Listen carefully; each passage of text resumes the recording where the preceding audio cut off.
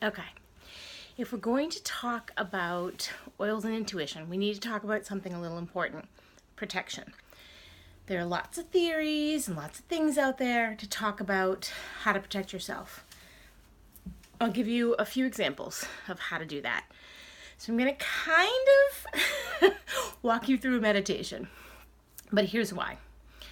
What we need to do is when we're using our intuition, when we're out in life, whether we're empaths or we are, medium psychics, none of the above, we want to walk around with our aura out, all right? We want to imagine it's a big, wide bubble around us. This bubble couldn't be white, it can be pink, it can be gold. You choose, and you'll know, and trust your intuition on that. But the reason why we do this is to protect ourselves. This bubble keeps out negative things, entities, emotions, reactions, whatever.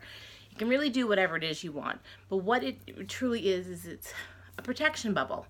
So I want you to do this. I want you to imagine that you're walking to your favorite happy place. You're walking through the parking lot to get to your favorite beach, down the ramp, going towards your beach. You reach your beach, you're sitting or you're walking, however you imagine yourself, and then there's a beautiful white light, and it's a bubble. You can imagine, however it's easier for you to visualize, this bubble coming down over your head, or you walking into the bubble, whatever feels right for you. And when you step inside this bubble, you say, I am completely surrounded in light, love, and positivity. And that's pretty much it. You can imagine, if a bubble doesn't work for you, imagine a shield, and the shield is lead. Maybe you put the bubble on and this negative person just keeps coming and running into you, or the same situation keeps coming and hitting you, and you're trying to deal with it, but you just need something a little bit stronger. You can imagine lead. You can imagine steel. You can imagine a concrete bunker underground with absolutely no leaks. Whatever works for you. This is the beauty. There is no hard and fast rule. I know that you're going to hear a lot of psychics and mediums out there saying a lot of things. And I'm just here to tell you what works for you is what's best. So I'm not going to say it has to be a white bubble. It has to be a light pink carnation colored bubble. It doesn't have to be anything. That's what's so wonderful. So I want you to think about words and phrases before you do this. I am happy and positive. I am surrounded by light and love. I am surrounded by positivity. This bubble keeps me protected. What I don't want you to say is, this bubble keeps out negativity. Negative things can only hit this bubble. I want you to use positive I am statements. You can imagine maybe negative things, words, phrases, whatever. You could imagine, after you say your positive thing, that negative things are coming to your bubble and they bounce off and they get returned to the sender. You can imagine that, but I don't want you to think negatively. Remember, we talked about frequency. Negative things bring us down. The lower our frequency dips, the worst, place we could be. So we don't want to do that. We want to just focus on light, right? Another thing we can do, I'm making sure I got everything here.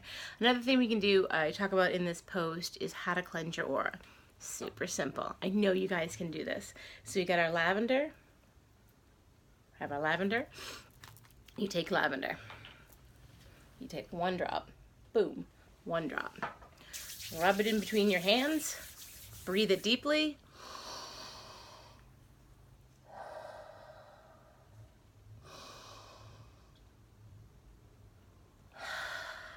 All right. Now I'm totally calm and chill. Lavender is amazing. You're going to want to self-diffuse. That's taking your hands, cupping them, putting them over your mouth and nose, and breathing deeply 2 to 3 times. You could do some box breathing, whatever works. So now I have my beautiful little hands here, and these hands coated with lavender are going to help cleanse our aura. You start at your root chakra. Oh my goodness gracious. You start at your crown chakra and you wipe down. And then you take your other hand and wipe down.